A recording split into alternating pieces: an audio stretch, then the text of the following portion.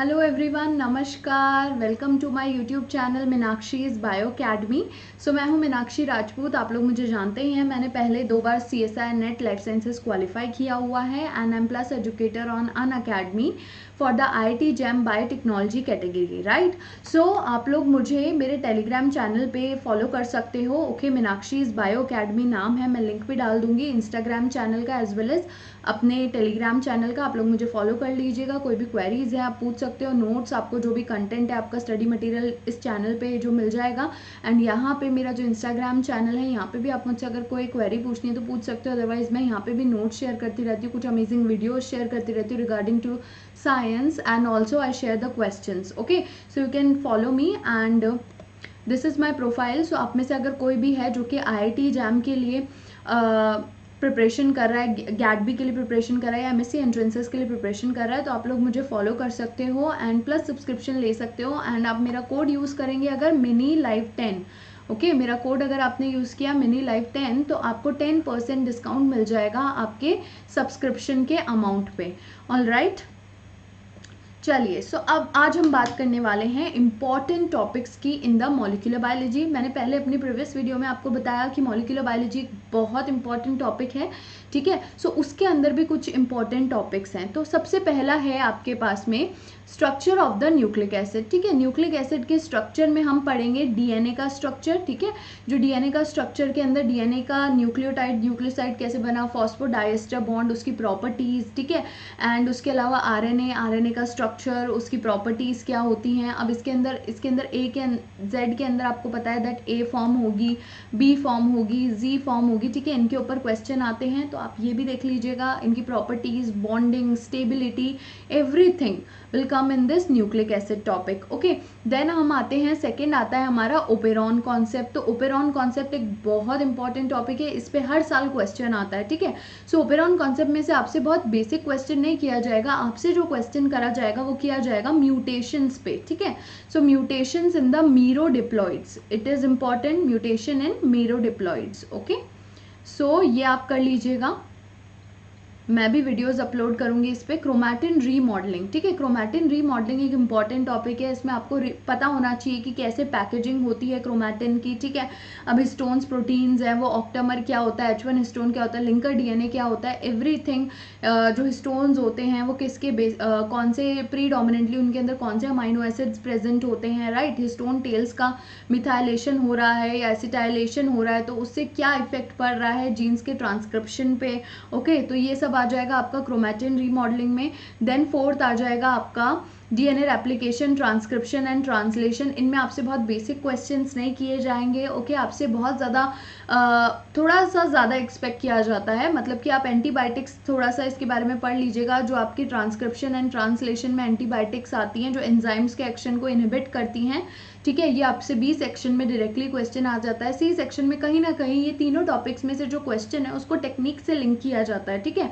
सो आप एक बार इस पे ध्यान दीजिएगा, ठीक है, क्योंकि क्वेश्चन जो होगा वो बहुत ईजी होगा, बेसिक कॉन्सेप्ट पे होगा, बट वो थोड़ा टेक्निक से रिलेट कर दिया तो हमें थोड़ा सा कंफ्यूज करने की कोशिश की गई होती है, बट ओवरऑल वो बहुत ईजी होता है। ओके, एंड देन फिफ्थ आपका स्प्लाइसिंग में। स्प्लाइसिंग में भी आपका क्वेश्चन जो आएगा वो ग्रुप 1 ग्रुप 2 इंट्रोन्स में से आ सकता है, मेजर माइनर स्प्लाइसिंग में आ सकता है, SNRNA क्या होता है उससे रिलेटेड जो है क्वेश्चन बन सकता है। Okay, so again this is important.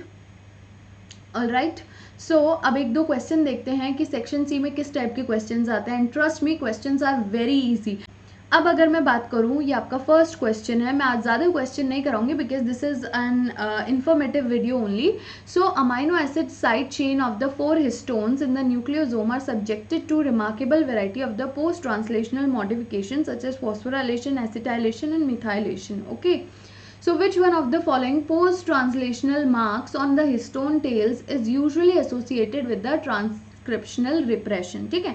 तो अगर आपने थोड़ा सा भी इस बारे में पढ़ा है तो आपको थोड़ा सा ध्यान होगा कि जो मिथाइलेशन वाली म्यूटेशन हो रही है, ठीक है, मिथाइल ग्रुप का जो एडिशन हो रहा है, मिथाइलेशन हो रहा है, वो यूजुअली एसोसिएटेड होता है with the inactivation, right, transcriptional inactivation or transcriptional repression. All right, so methylation of histone 3 at the K9, right, lysine 9 पे है ना। लाइसिन 9 पे अगर मिथाइलेशन होगा तो उससे क्या हो जाएगा, यहाँ पे आपका ट्रांसक्रिप्शनल रिप्रेशन हो जाएगा। So B is the correct answer. C, this is a question of the section C and it is very easy. Alright, next question है आपका, A and ji form of the double stranded DNA differ in the handedness of the helixes. Yes, जो आपकी A form और B form of DNA होती हैं वो क्या होती हैं, राइट हैंडेड हेलिक्स होता है उनके अंदर, येस और नो। एंड जो जी फॉर्म होती है with the alternating GC base pairs वो होती है आपकी लेफ्ट हैंडेड हेलिक्स। ओके जी, चलिए न्यूक्लियोटाइड सीक्वेंस में वेरी करेगा, right. And configuration of base to sugar based on these properties which one of the following statement defines the correct combination for A and ji form of DNA. ठीक है, तो इसमें आपसे एक important यहाँ पे जो पॉइंट आया वो है configuration of the base to sugar. तो एक बार इसको समझ लेते हैं, देन हम आगे चलेंगे। ओके, सो ये जो है आपके प्यूरिन्स और पिरिमिडीन्स का स्ट्रक्चर है। ठीक है, ये आपके प्यूरिन्स हैं एंड ये आपके पिरिमिडीन है। ओके, सो यहाँ पे ये क्या है, ये आपका शुगर है, राइबोस शुगर, पेंटोस शुगर। ठीक है, ये दोनों में आपके क्या है, शुगर है। ऑलराइट, और ये आपके नाइट्रोजिनस बेस है। ठीक है, नाइट्रोजिनस बेस दोनों में। ओके, अब ये जो होता है शुगर से कैसे लिंक्ड होता है, हमें पता है शुगर और नाइट्रोजिनस बेस मिलके न्यूक्लियोसाइड बना रहे हैं। तो ये कैसे लिंक्ड होते हैं, they are linked with the glycosidic linkage. ठीक है, अब ये जो ग्लाइकोसिडिक बॉन्ड होता है ये क्या होता है, फ्रीली रोटेट कर पाता है। ठीक है, ग्लाइकोसिडिक लिंकेज हो गई है ना, तो फ्रीली रोटेट करता है। तो आपको क्या मिलता है, आपको दो कॉन्फ़िगरेशन मिलते हैं, एक मिलता है आपको सिन कॉन्फ़िगरेशन और दूसरा मिलता है आपको एंटी कॉन्फ़िगरेशन। ऑलराइट, अब सिन और एंटी के अंदर क्या होता है, चलिए देखते हैं। सबसे पहले मैं बात करूंगी पिरिमिडीन्स की। ठीक है, पिरिमिडीन्स के अंदर कैसा होगा, ये आपको पता है नाइट्रोजिनस बेस है, इसके अंदर सेकेंड कार्बन पे जो ऑक्सीजन होता है, अगर ये फेस है, इसका फेस है टुवर्ड्स द C5 प्राइम जो कार्बन है और फिर शुगर अगर उसकी टुवर्ड्स फेस है, राइट, दोनों का सेम है फेस, तो इसकी वजह से क्या होगा, इसकी वजह से यहाँ पे क्या होगा, स्टेरिक हिंड्रेंस होगा जो कि इसको लेस स्टेबल बनाएगा। राइट, अगर वहीं मैं आ जाती हूँ, दिस इज द सिन, मतलब कि सेम डायरेक्शन है दोनों की, राइट, तो इसको मैं सिन कॉन्फ़िगरेशन बोल दूंगी। एंटी कॉन्फ़िगरेशन के अंदर क्या होता है, दोनों ऑपोजिट डायरेक्शन में होते हैं। This is the C oxygen at the C2 position of your nitrogenous base and this is the 5 prime carbon of your sugar. Okay, so both are in the opposite direction. ये यहाँ पे आपके C5 जो carbon है उसकी direction है opposite है, so there is less steric hindrance. Okay, so pyrimidines जो होते हैं वो आपके A and B form of DNA में usually they are in the anti configuration, right, and also in the G form of the DNA जो आपके pyrimidines हैं। ठीक है, पिरिमिडीन्स जो हैं they will be in the anti configuration. Okay जी, now what about the purines. अगर मैं प्यूरिन्स पे आती हूँ तो वो वहाँ पे क्या होता है, वो अगेन ग्लाइकोसिडिक लिंकेज होती है। तो वो यहाँ पे अगर आप देखोगे तो अगर ये जो नाइट्रोजन है ये इधर भी आ जाए, राइट, ऐसे इधर भी आ जाएगा तो भी there will be no such steric hindrance. Okay, तो यहाँ पे आपके जो प्यूरिन्स हैं वो दोनों में रह सकते हैं, दोनों कॉन्फ़िगरेशन में प्यूरिन्स जो हैं वो दोनों में रहेंगे, syn as well as anti, right. So यहाँ पे आपके जो ए एंड बी है, right, A and B form of जो डीएनए है उसमें जो पिरिमिडीन्स हैं, ठीक है, पिरिमिडीन्स एंटी में रहेंगे एंड प्यूरिन्स वैसे रह तो एंटी सिन दोनों में रह सकते हैं, बट ए एंड बी में they usually occur in the anti configuration. Okay, मतलब कि दोनों ही क्या है, एंटी में है। ऑलराइट, अगर जी फॉर्म की बात करूँ तो पिरिमिडीन तो एंटी में है ही, हमने बात कर लिया, बट जो प्यूरिन्स होते हैं, प्यूरिन्स जो होते हैं वो क्या होते हैं, आपके सिन कॉन्फ़िगरेशन में पाए जाते हैं। ठीक है, मतलब कि जो आपका एडेनिन एंड ग्वानिन होगा इन द जी डीएनए वो क्या होगा, वो सिन कॉन्फ़िगरेशन में होगा, एंड आपका जो पिरिमिडीन है वो क्या होंगे, साइटोसिन एंड थाइमीन, वो कहाँ पे होंगे, वो होंगे आपके एंटी कॉन्फ़िगरेशन में।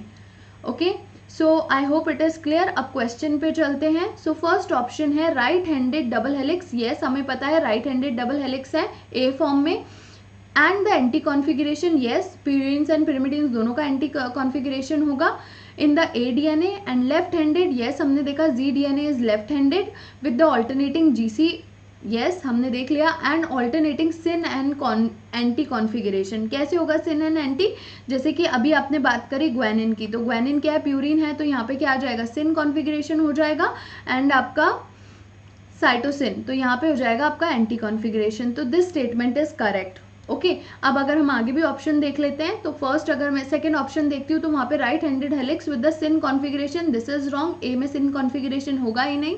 देन अगर मैं थर्ड पे जाती हूँ तो उसमें लेफ्ट हैंडेड डबल हेलिक्स दिया हुआ है, ए को लेफ्ट हैंडेड डबल हेलिक्स बोला हुआ है, तो यहाँ पे ये ऑप्शन भी गलत हो गया। देन हम आते हैं फोर्थ पे, तो उसमें बोला हुआ है left handed double helix and the syn configuration, तो again left handed and syn दोनों ही पॉइंट गलत है एडीएनए के लिए, होगा वो आपका ए होगा। सी कितना इजी क्वेश्चन था, ठीक है।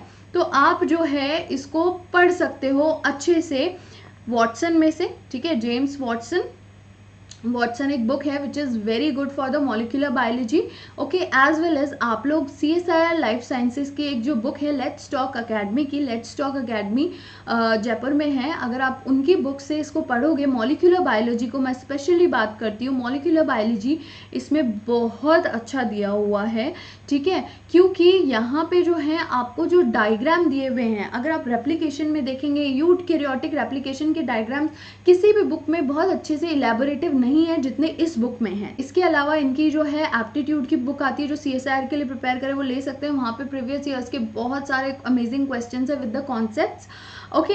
एंड ऑल्सो अगर आपको सेल बायोलॉजी पढ़ना है तो उसके लिए भी ये बुक बहुत अच्छी है, ओके, एंड टेक्निक्स के लिए अगेन वेरी वेरी नाइस। सो सेल बायोलॉजी में अगर आप देखेंगे कैंसर, अगर आप देखेंगे सेल सिग्नलिंग, ठीक है, तो इनका बहुत अमेजिंग इसमें जो है एक्सप्लेनेशन दिया हुआ है, सो you can definitely go for it, okay please, and ज़्यादा एक्सपेंसिव नहीं है, ठीक है, बजट फ्रेंडली है, एंड आपके सारी इन्फॉर्मेशन आपको एक हार्ड कॉपी में मिल जाएगी, सो उससे अच्छा क्या है। उसके अलावा येस अगेन आप जो है NCBI बुक शेल्फ को रेफर कर सकते हैं, मैंने आपको बताया था NCBI बुक शेल्फ, ठीक है, पहले भी मैं अपनी वीडियो में बता चुकी हूँ, तो इसमें जो होता है बड़ा ही अच्छा एक्सप्लेनेशन जो है, बहुत ही प्यारा एक्सप्लेनेशन आपको मिल जाएगा। एंड आप लोग मुझे टेलीग्राम पे फॉलो कर सकते हैं एंड इंस्टाग्राम पे फॉलो कर सकते हैं, मैं लिंक डिस्क्रिप्शन बॉक्स में डाल दूंगी, ऑलराइट। एंड उसके अलावा मेरी अनअकैडमी की प्रोफाइल का लिंक भी मैं शेयर कर दूंगी इन द डिस्क्रिप्शन बॉक्स, अगर किसी को ज्वाइन करना है तो वो कर सकते हैं, बिल्कुल, you are most welcome, alright. So आज की वीडियो में इतना ही है, फिर मिलेंगे, all the best, take care.